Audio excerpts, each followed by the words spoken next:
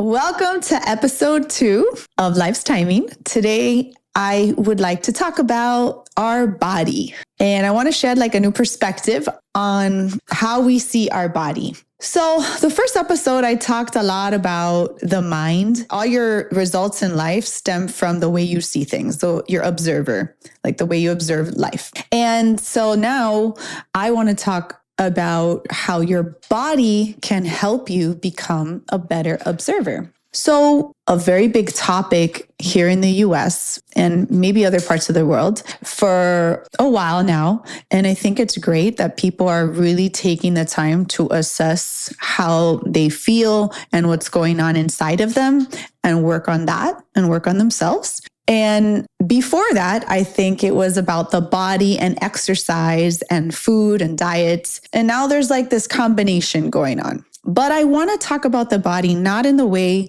of the way it looks, and also the way that it is healthy or not healthy, so whether you're fat or skinny or healthy or non-healthy, that's not what I want to shed light on today. I want to teach how you can use your body to become a better observer and get the most out of life. So, when you are trying to figure out how you see life and you're not really sure, and you've tried to go to therapy and you've tried to meditate and you tried to do yoga and you've tried to work on your own thoughts and assess things yourselves and still find yourself not evolving or still stuck, then we can use option 2, and that's your body. In the type of work that I do in my training, there is a model that's called the Bell model. And basically, this model suggests that when you have your body, your emotions, and your language all in the same page, then you are in full coherence. And from that moment, the observer that you are will guaranteed get the results that you want out of life. And so I'm just trying to simplify this as much as I can without making it really wordy and long and lengthy. So if your body, your emotions, and your language are feeling the same and they're all on the same page. So, you've seen this before where someone might use their language and say they feel good, but their emotions and their face or their body language is showing something else. And then their body also is showing that they don't feel good. That's out of coherence, right? So if you have a person that's telling you they feel good with their language, but their emotions in their face and their body language says something else, they are incoherent. And therefore, they're not going to get the results that they want. So I want to work towards how to use your body to develop emotions that can then produce the language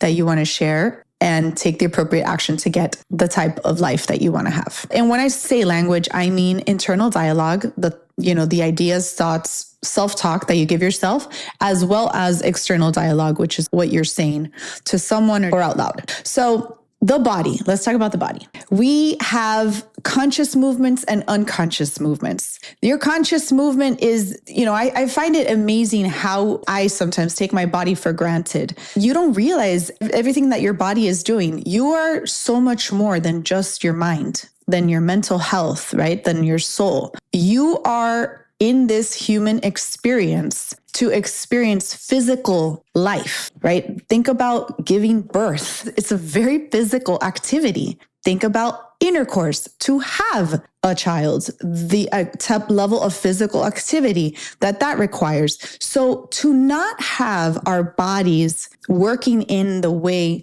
that we're meant to be here for is a shame. And it's not just exercise. And so that's what I want to talk about. And conscious movements, for example, we take for granted that our organs and all of our inside of our body works like a machine on its own. We don't have to remind ourselves to breathe. We don't have to remind ourselves to swallow.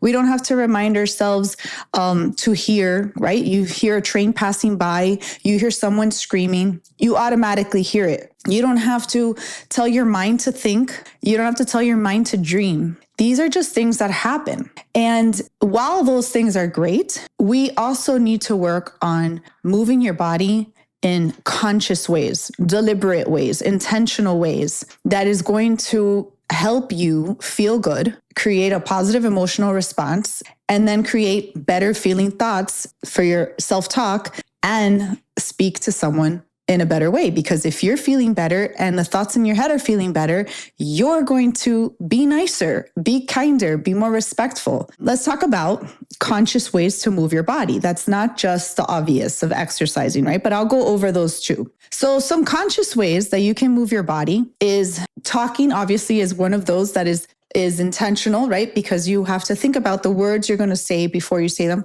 hopefully. Some people speak unconsciously, but ideally we would want to speak consciously.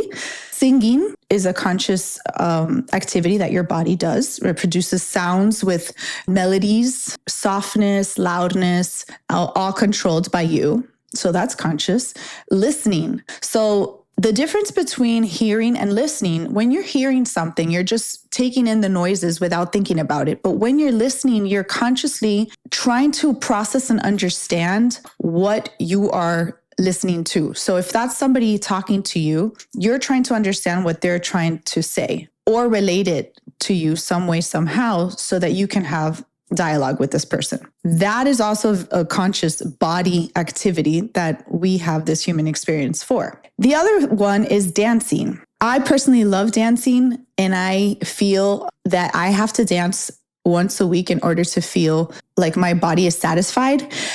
And that's just me. But maybe for you, it's something else that you have to do with your body to feel good. And maybe it's not every day, maybe it's once a week, or once every 2 weeks, once a month, whatever it is. Your body has desires and needs and functions that you consciously need to put the effort to make happen. Aside from that, you have your typical exercising, regimens like running, lifting, pushing, biking, squatting. Those are activities that typically you would do in exercise, right? And then you can do other ones too, but I'm not going to go into all of those details. And then some other things that you can do have to do more with like arts and crafts. So you can also sew, paint, draw, stretch, play an instrument. And those activities, even though they're not crazy on the physical, side of things, they still require your hands, right? Or your fingers. And all of those things, any sensation, any touch, movement with your body is going to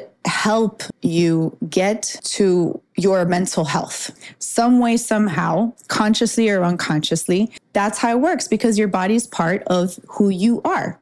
You're not just a mind, you're not just a body, you're not just a spirit, you're all of it. And so leaving one aside is, not the best. I actually was in the car this morning listening to a talk show. I don't know how I ended up there, but this talk show was interviewing a doctor, and the doctor said, "Do you know why there's not a lot of fat 70-year-olds walking around?" And the answer after that just made my mouth drop. He said, "Because they're all dead already." And I obviously, this is a dramatization, I'm hoping, but it was a scary reality to think that if you're overweight or obese, by the time you're 70, your chances of living are slimmer.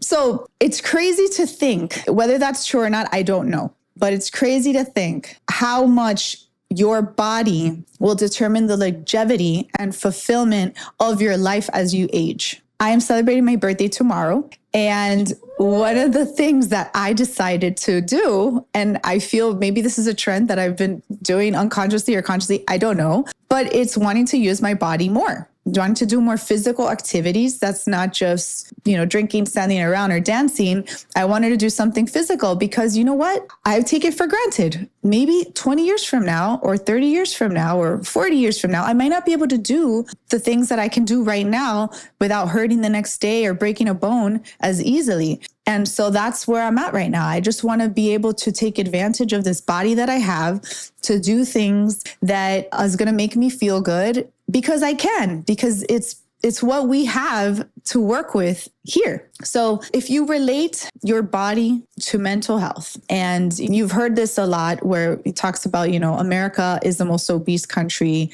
And again, don't quote me. We can fact check if it is or not, but that America has an obesity issue, I believe has been studied and is factual. And aside from that, you see the reasoning is, people are not exercising enough. People are not eating too much processed foods, too much junk food, etc. All this stuff, sugar. And I want to say that we're complicating life too much. We're trying to do a lot of things to try to figure out this whole rule of how to be healthy and how to lose weight and how to feel good mentally. And so if your body is not feeling good, and there's this obesity issue happening in the United States, and now there's a big talk about mental health, there is a correlation, right? And I think that the reason why there is an obesity issue here, aside from overeating and eating processed foods, is also that there's not enough physical activity. People don't have a reason to get up and walk down the street because now there's a lot of convenience in the US. You have cars, you have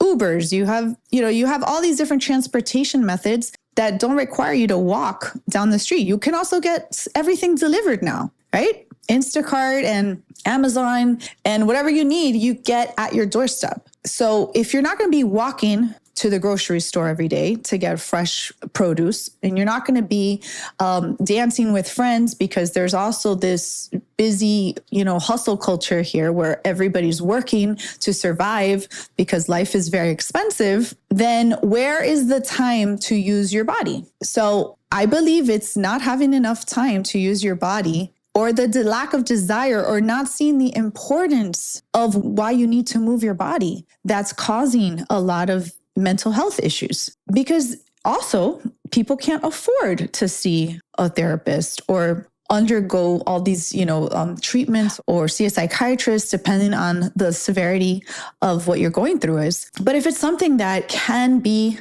taken care of by you, and like I've always said, you have the power to take care of your body. You have the power to take care of your mind. You have the power to take care of your soul, your spirit. Then this is one of those things that I want to inspire you to use more and get involved in something that can shift your mindset and get you the results that you want. So for men, or we don't have to break it up into genders, but I can just throw a bunch of ideas out there and see what sticks. Now as you're getting older, every era of life, and actually now that I'm thinking about this, what if we were happier when we were kids, in part because you were doing more physical activity? You were jumping, you were doing cartwheels, you were running, you were riding bike. And then as we get older, we do less of that. And that's why we're not as happy. Maybe that could be a reason. Also, one other thing I want to point out too about the body is what the body's not getting. And what I mean by this is, what if you're not sleeping enough? Sometimes it's not that you're going crazy, or it's not that you're having a mental health crisis because you're not well, temporarily because you're not sleeping enough, right? And so, or you're not eating the right foods, right? If you have too much sugar, or if you have too much processed foods, your body's energy level is going to be lower. You're not going to have the energy to sustain yourself, to do some of the things you need to do, to think sharp, to work out, to do anything that your body or your mind need to do at an optimal level. So it's just like, I think again, when you were a baby, how important it was when you saw, or at least for me, for example, when I would see my children acting up, particularly one of my children, I knew it was time for a nap. They couldn't voice it. They couldn't say they wanted to take a nap, but I knew this meant they needed to take a nap. And after the nap, they were back. It wasn't a permanent character shift where their personality all of a sudden altered and now they have two different personalities. No, it's just that, like a baby, we're the same way. We have to understand what our body needs, physical body, because we are also a physical body that has needs that if they're not met, we act out a certain way. That can contribute to the mental health effect. So, and again, I'm not saying this is general and this is exactly what it is for everyone, but these could be, I'm just suggesting some ideas of ways to think about it. If you were to fall under this situation, you could help yourself. So check yourself when you feel out of whack or your hormones are all over the place, that maybe you need to sleep more. Maybe it's the food that you're eating that's causing you to crash or not get the energy that you need. And I think for babies, that's pretty much like the two core things. It's naps and food and bathroom, that also, I guess, could affect your mood if you're not going to the bathroom enough. I definitely see people struggling when it comes to that. So yes, in conclusion, please pay attention to your body.